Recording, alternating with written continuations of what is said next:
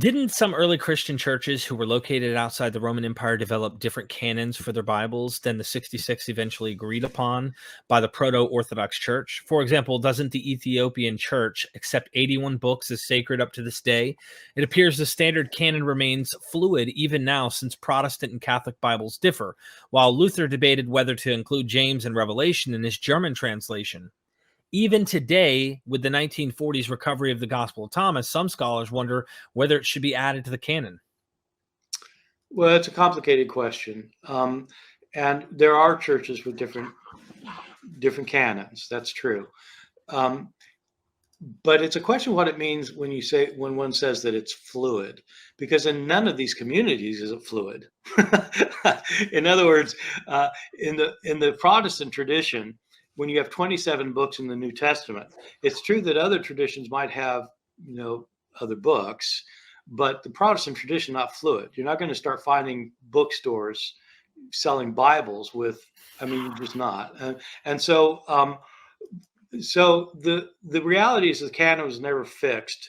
People have this idea that there was a vote at the Council of Nicea or something, or that the Emperor Constantine decided when the canon was going to be, and none of that's true. There never was a vote. The first vote ever taken on the canon by a worldwide church council, I'm talking about a worldwide church council, was the Council of Trent in the 16th century. It's the first time any major council took a vote on the canon, and they were voting because they wanted to include the Apocrypha, because the Protestants were rejecting it. And so I wouldn't say that the canon is fluid. I would say there are different canons in different Christian communities. That is absolutely true.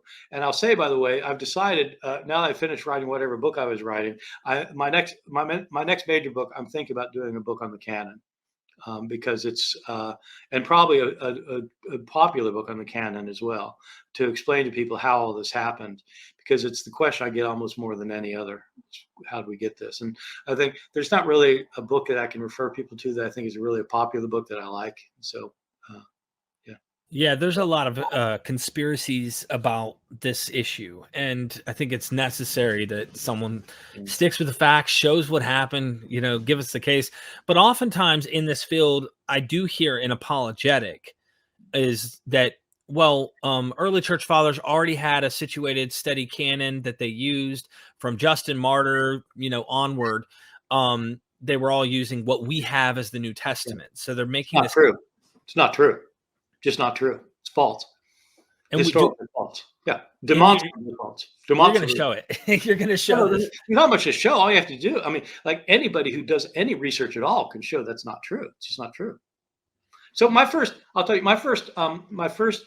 article that I ever published back in 1983, so near 40 years ago now, was dealing with one aspect of this problem. What scholars had long said was, and scholars still will say, even though it's wrong, is that the canon wasn't fixed at the Council of Nicea, but that the canon was fixed by Bishop Athanasius in Alexandria, Egypt. In the year 369, he wrote his 52nd festal letter. The festal letter went out every year in order to establish. Never mind. It's a letter he wrote every year to his churches. And in this letter, he listed our 27 books of the New Testament. And he said, these are the books of the New Testament. Boom, boom, boom, boom. And it's our 27 books. And scholars always have said that's when it's 379. And that's when it was fixed. And so my first scholarly article, I mentioned earlier Didymus the Blind. Reading through Didymus's writings, I realized that he had a larger canon. There are books of the New Testament he thought were parts of the New Testament that were not in Athanasius's list. And he and Athanasius were living at the same time in the same city.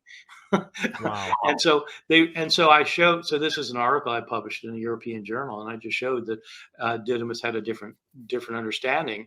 And so Athanasius did not settle the canon in the year 379, and it never was completely settled because these different churches have different things. So these people who say that it was established in the 2nd century, it's just completely bogus. It's not true. You can show it's not, because you can see we have lists of which books are in the canon from after Justin that have different books. So how can you say it was fixed? Wow.